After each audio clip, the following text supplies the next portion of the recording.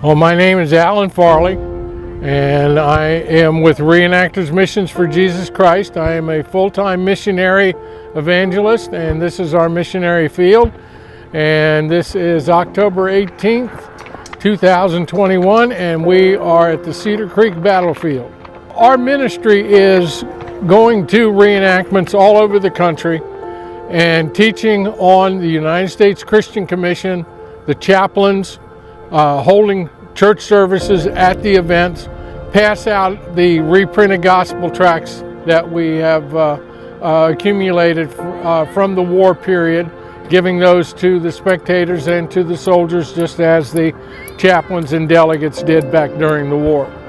Well, behind me is an antique replica of the coffee wagon that the Christian Commission had in late 1864, which was first used at City Point, Virginia, and then followed the Army up and through the campaigns to Appomattox. And then after Appomattox, there's no record as to what happened to the coffee wagon. Well, in 1961, the Chase and Sanborn Coffee Company decided to build this replica that is behind me now for the centennial of the war. We found out about it 5 years ago.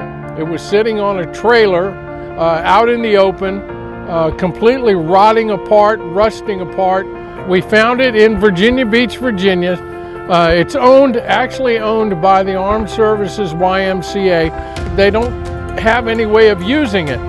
So because it was an antique replica, part of our history, and we're trying to restore history, we were able to strike an agreement with them for an exclusive use for 5 years, and we have been restoring it since then. And it has just been a big hit at every reenactment that we go to. After the Battle of Sailors Creek, they got out ahead of the 5th Corps, and they were marching, they were actually galloping with boilers firing, making coffee, headed to a field hospital. And when the Confederates saw it and thought that it was some kind of newfangled Union weapon, and they fired upon it.